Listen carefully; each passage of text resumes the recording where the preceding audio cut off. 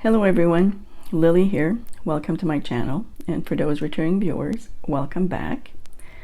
Today I'm doing video number 2 in my series of switching my deck from Sterilite and Rubbermaid containers to a bookcase that I recently purchased. And today my focus is going to be on Marseille type decks, as well as what I consider pip decks, or pipish. Like, some might have a little bit of imagery, they might not be completely pips, but I put them in this category just because the artwork isn't as elaborate as the Rider-Waite-Smith, for example. And the first deck I'm going to talk about is the Marshmallow Marseille. Now I'm going to keep one of these because I have the first edition and the second edition. One I bought, another one was gifted to me.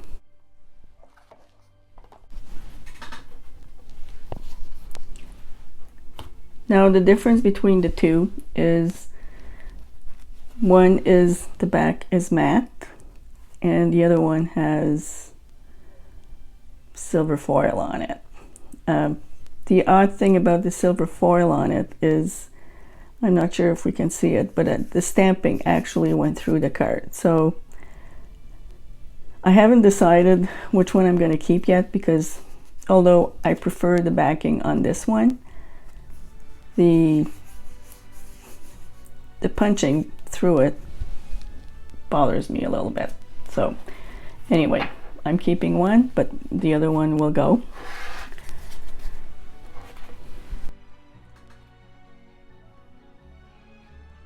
I have a copy of the Noblet Tarot that was created by Jean-Claude Flornoy. Sorry if I butchered that name. What I like about this deck is the size, because compared to another Marseille deck, it's smaller, so it fits my hand better. And apart from that, it's a traditional Marseille deck. And I don't know, I always get a kick out of this magician here.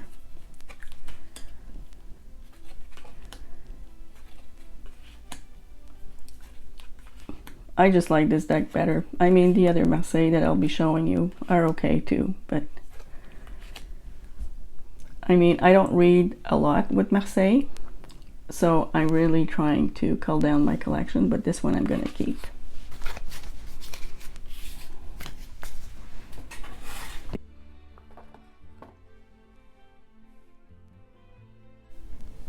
This is the CBD Tarot de Marseille by Dr. Yov Ben-Dov. And actually, this was my first Tarot de Marseille deck. And it's okay. It's traditional.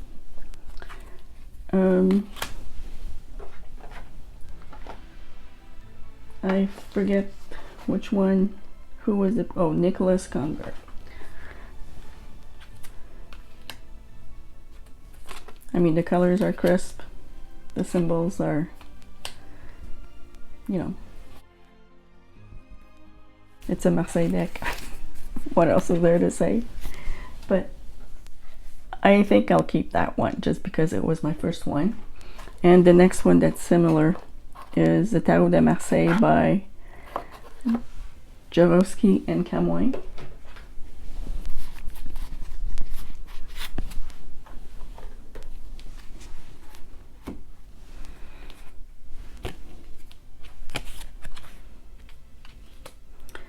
The colors are bright here, but to me, you know, it's a Nicholas Convert deck, and I mean, you know, I already have one. I don't pay particular attention whether they're all different, so I think I will be letting this one go.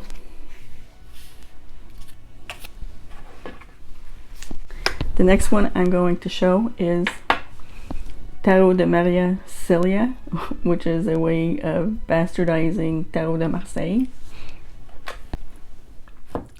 What I like about this one is the fact that it's a 10. And if we compare to another deck, it's small, so it works well with my small hands.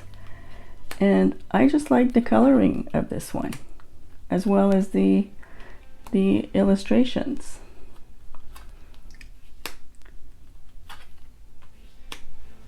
It works well as a Tarot de Marseille,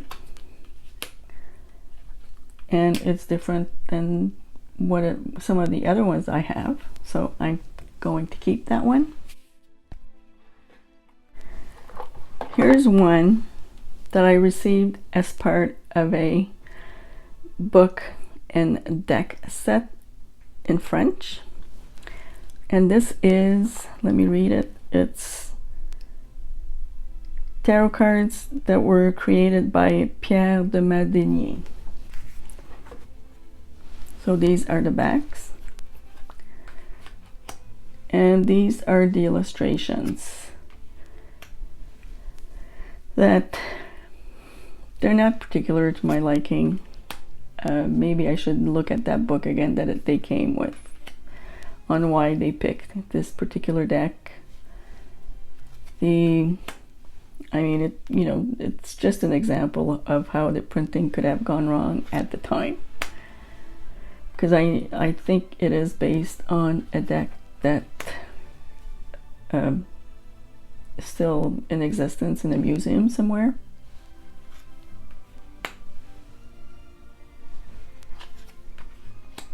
So since I do like the book, I'm not sure what I'll do with this particular deck, so I might put it in my purgatory box right now until I figure out if it's important for me to keep this deck or not.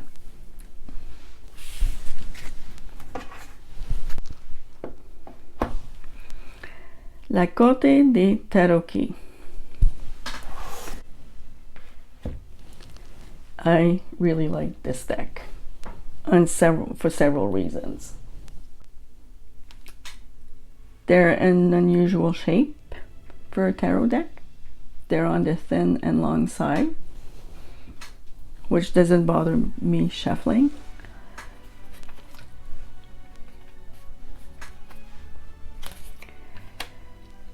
I like the medieval designs.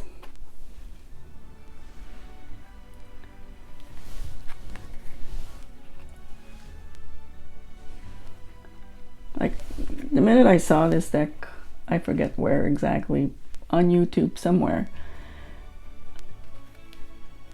I said, I thought I had to have it. I'm a fan of medieval history, so the images really appeal to me. And, well, it's probably obvious by now that I will be keeping this deck, but another reason on why I will be keeping this deck is that this was the first indie deck that I purchased. Actually, maybe not. No, that's not true. It's probably the second one, but it's the only Il Miguelo deck that I own, and I'm not giving it up anytime soon, so I am keeping this one. Looking at my decks here, I think this will be the last Marseille type deck that I have, and it's the Paradoxical Triofi della Luna by Patrick Valenza from the Deviant Moon website. I received this deck as a gift, and for some reason it's still wrapped, and I don't know, it's gone up in value, and for some reason that's sort of hindering me on taking the wrapper off and starting to play with it. But the thing is looking at the images online, is I really like it, and I really like the coloring, so I am keeping it for now. I don't have any plans on selling it, although I do know it's gone up in value because it was a limited edition. It doesn't look like there's going to be any more printing at this particular colorway. And well, I know, as irrational as it is to keep it in its wrapper, that's the way it is. But what else can I say? I'll eventually break down and take off the wrapper and start playing with it, but anyway, until then, it's a collectible. When it comes to pip deck, I think this was the first one I ever got, and I think I've had this deck for more than 20 years. If I'm not mistaken, I bought it in the 90s. I'll look at the page inside and check it out. It was published in this particular version was published in 1995. The thing is because this is essentially a pip deck, I got it because at the time I really liked anything that was Celtic. But I didn't realize it was a pip deck, and I didn't know what to do with pip decks. And at this point, I have other pip decks. That's why I got the Marseille. And it's beautiful, but it doesn't appeal to me as much as it used to.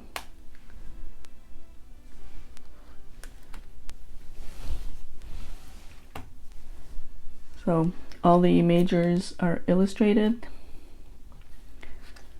and all the minors are pipish. So this one will be going. This is another one that will be going. It's called Tarot the Complete Kit, but it's also known as Tarot Nova. And it's small. And it's cute. And it's sort of pipish. It's not completely pipish, but... And the reason why I'm giving it up is I don't use it. I never think about using it. I have other smaller decks that I'd reach out for more, and I think I will be passing it along. Although, you know what, looking at the images, I think it would probably be suitable for someone that's young. Maybe I'll look at it closely, because now that I think about it, I have someone in mind, a young person that showed an interest that I could probably pass it along to. So, Tarot the Complete Kit, also known as Tarot Nova. Heart and Hand Tarot is another one of those decks that it's black and white, and the minors are illustrated, but really more on the pipish side than actual imagery, like the Rider-Waite-Smith, for example. In this one, I am torn because I like the art, but the thing is that, I mean, look at my hands and look at the size of the deck.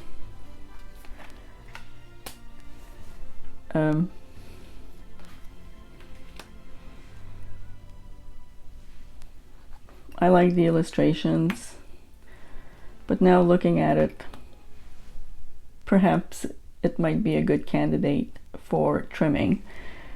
This is the indie version, and I think there's a mass market. It's coming out as mass market soon. I think I've seen it on Amazon, and I have no idea if they changed the size of the cards to regular size or not.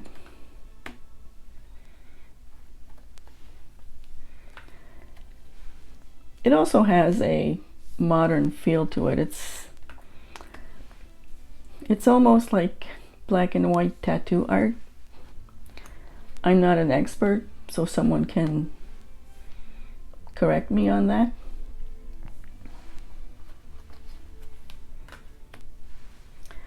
So I think this one will go in my purgatory box to decide later, because I like it, but I don't use it because the cards are too big. But it could be a candidate to trim the borders if I can get some experience on it, because last time I trimmed borders on a deck, it was a disaster. So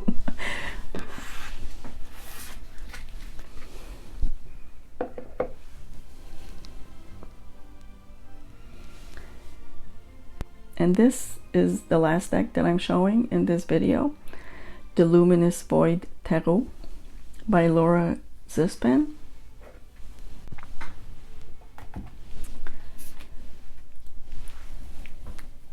Now this is another deck that I like just because I like the watercolor art that she did, but they do fall on the, like, the minors are illustrated but not excessively.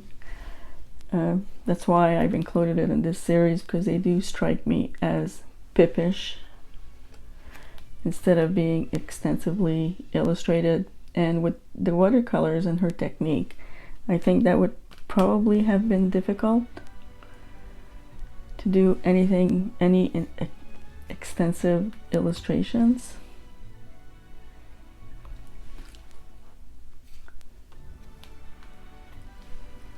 And well, you know, this is one of the decks that I do like and that I use on a regular basis. So I am keeping this one.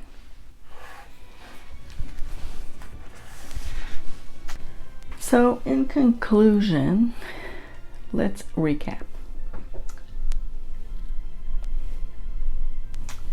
I will be keeping Triofi della Luna, la Corte de Tarocchi, the Jean Noblet Tarot, Luminous Void Tarot, Tarot de Celia, and CBD Tarot.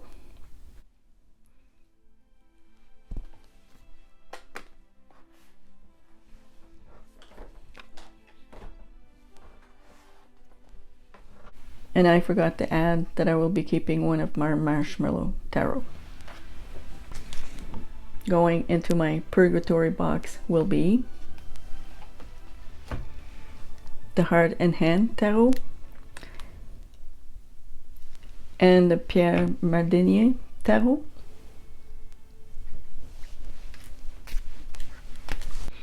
tarot decks that I will be letting go is the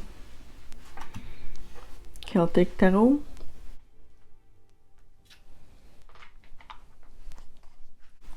copy of my Marshmallow Marseille,